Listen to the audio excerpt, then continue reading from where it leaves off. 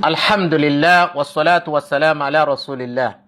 Nous remercions Allah subhanahu wa ta'ala, l'unique sans associé, celui qui est digne d'être adoré en vérité. Et nous demandons la paix et la bénédiction d'Allah sur le prophète Mohammed sallallahu alayhi wa sallam, sur sa famille, ses compagnons et tous ceux qui suivent leur pas jusqu'au jour de la résurrection. Chers frères et sœurs en islam, nous allons écouter quelques ambiguïtés partagées par le Jeff, le Dajjal, sur la prière. Et nous allons essayer de réfuter ces ambiguïtés avec des preuves venant dans le Coran et la sunna du prophète sallallahu alayhi wa sallam et si possible dans les paroles des savants qui sont venus avant nous. Écoutons ce qu'il a dit. Le prophète a dit, je vous ai laissé les livres. Ces menteurs-là vont vous dire quoi?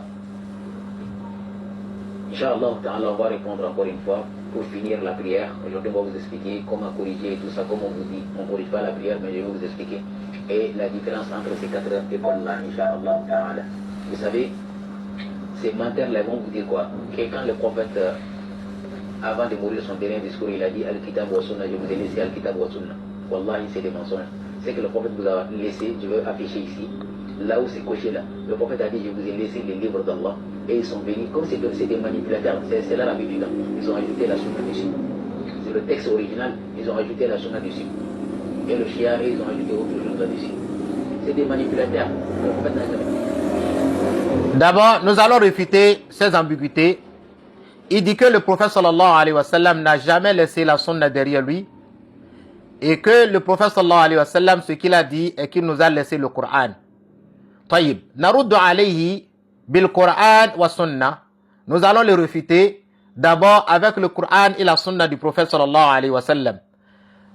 Premièrement, nous allons le réfuter avec le Coran. Allah subhanahu wa ta'ala, il nous dit dans le Coran, Ati'ullaha wa ati'ur rasul. Ati'ullaha wa ati'ur rasul. Allah subhanahu wa ta'ala, il nous dit dans le Coran, obéissez à Allah subhanahu wa ta'ala et obéissez au messager d'Allah subhanahu wa ta'ala. Et obéissez au messager d'Allah subhanahu wa ta'ala. Si le prophète sallallahu alayhi wa sallam n'avait laissé derrière lui que le Coran, pourquoi le verset obéissez à Allah subhanahu wa ta'ala et obéissez au Muhammad, au prophète sallallahu alayhi wa sallam? Quelle est la valeur de l'obéissance au prophète Muhammad sallallahu alayhi wa sallam? Allah aurait dit obéissez à Allah subhanahu wa ta'ala, car l'obéissance à Allah subhanahu wa ta'ala c'est le Coran d'Allah subhanahu wa ta'ala. Mais Allah subhanahu wa ta'ala dit obéissez à Allah subhanahu wa ta'ala, car l'obéissance à Allah subhanahu wa ta'ala seul ne suffit pas pour pouvoir dire que je suis musulman. C'est pourquoi Allah subhanahu wa ta'ala, il a rassemblé les deux avec le waw qu'on appelle conjonction de coordination. Il dit obéissez à Allah, ati'ullaha wa ati'ur rasul. Dans un autre verset, Allah subhanahu wa ta'ala il dit wa man yuti'ur rasul faqad ata Allah.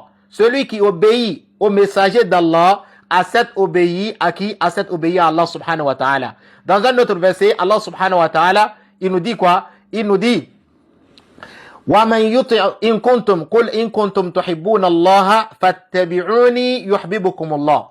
Dit 7. Si vous aimez effectivement Allah subhanahu wa ta'ala, fattabi'uni. Suivez-moi, Muhammad sallallahu alayhi wa sallam. Ça, c'est la preuve claire dans le Coran qu'Allah subhanahu wa ta'ala nous a ordonné d'obéir à lui, Allah subhanahu wa ta'ala, et au prophète Muhammad sallallahu alayhi wa sallam. Dans un autre verset, Allah subhanahu wa ta'ala nous dit فَلْيَحْذَرِ الَّذِينَ يُخَالِفُونَ عَنْ أَمْرِهِ أَنْ تُصِيبَهُمْ فِتْنَةٌ. Allah subhanahu wa ta'ala nous dit qu'ils se méfient, ceux qui vont en désaccord avec l'ordre du prophète Muhammad sallallahu alayhi wa sallam, afin que la fitna ne les touche pas. Cela montre clairement que les Coraniyoun, les gens comme Dajjal ou comme on appelle le Jeff et autres, cela nous montre clairement que ces gens-là sont déjà affectés, touchés par la fitna dont le prophète, Allah subhanahu wa ta'ala a promis dans la sourate. D'accord. À part cela, la preuve avec le hadith du prophète sallallahu alayhi wa sallam, le prophète sallallahu alayhi wa sallam, il dit ala inni utitu al-Qur'ana wa mithlahu ma'a. Inni utitu al-Qur'ana wa mithlahu ma'a. Le prophète sallallahu alayhi wa sallam nous dit 7. Ouais, il dit 7. Il m'a été donné le Coran et quelque chose de semblable avec lui. Le Coran est quelque chose, d'accord, et quelque chose de semblable avec lui. On va lui demander quelque chose de semblable que le prophète sallallahu alayhi wa sallam a dit. C'est quoi? La sunna du prophète sallallahu alayhi wa sallam, hadith rapporté par Abi Daoud, numéro 4604. Maintenant, s'il nous dit que le fait que le prophète sallallahu alayhi wa sallam a dit « wa mithlahu ma'a », que cela a été ajouté, d'accord, par les gens de la sunna, on va lui demander quelle est ta preuve. Prouve, si tu as la science du hadith, il faut nous prouver que le mot « wa mithlahu ma'ahu » est quelque chose qu'on a ajouté dans la sunna du prophète, dans le hadith. Il faut nous prouver, puisque tu as dit que le prophète sallallahu alayhi wa sallam a dit qu'on m'a donné le Coran seul.